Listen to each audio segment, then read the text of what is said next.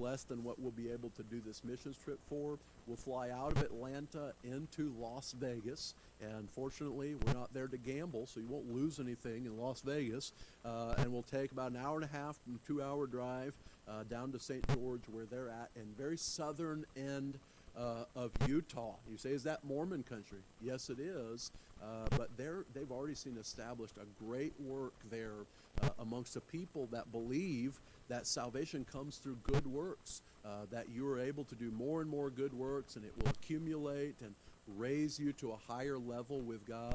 Have you read enough of your Bible to know that it's not good works that saves us? The Bible is clear on that. And if you actually read their version of the Bible, they have a one that parallels Ephesians 2:8, where it says, "For by grace are you saved. After that, you've done all you can."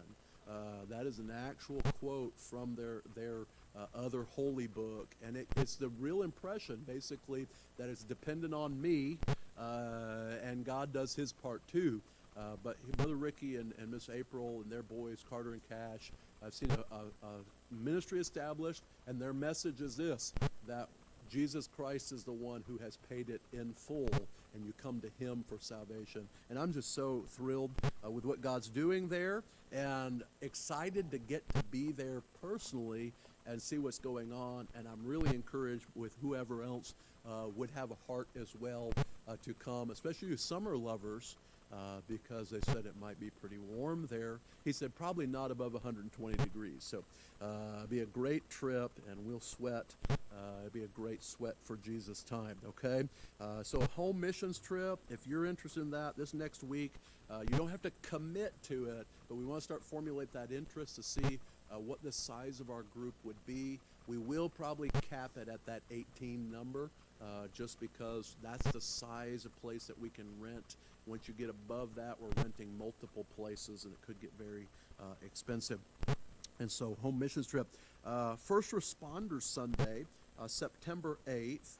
And this last year had a great success in seeing us go to the different and doing something for Him. We're going to try to get organized a little bit better this year, so that ahead of this September 8th, that you could go and do something nice for them.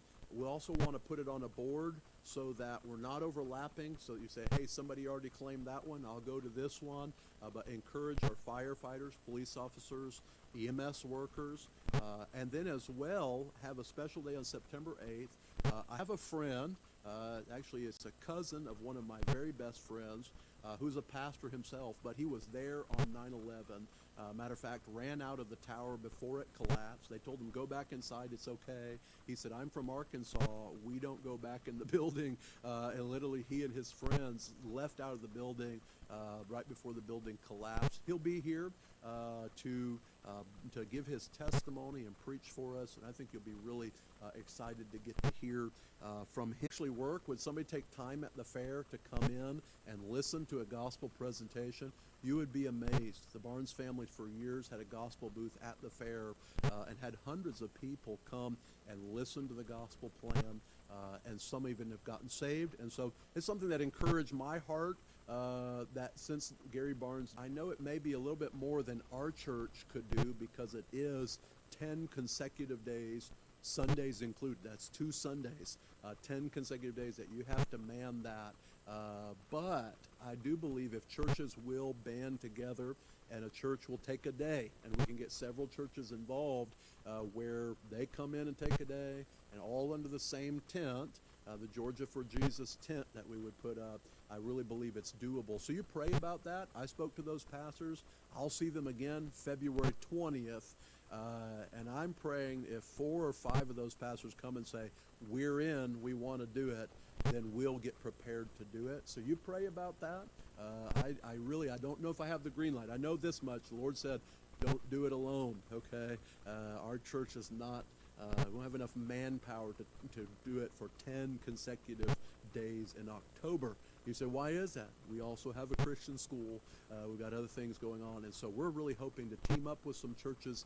And you pray about that. Pray that God would open that door for us there in increasing our witness in our Judea, in our area of Georgia. And then Men and Boys Camp Out And this one is not a set date. I do have a date kind of reserved for it on the calendar, but this one may very possibly move, and it's very much based on the Georgia for Jesus initiative there. If that happens, then we scoot it around. But I did want to at least mention it. Our ladies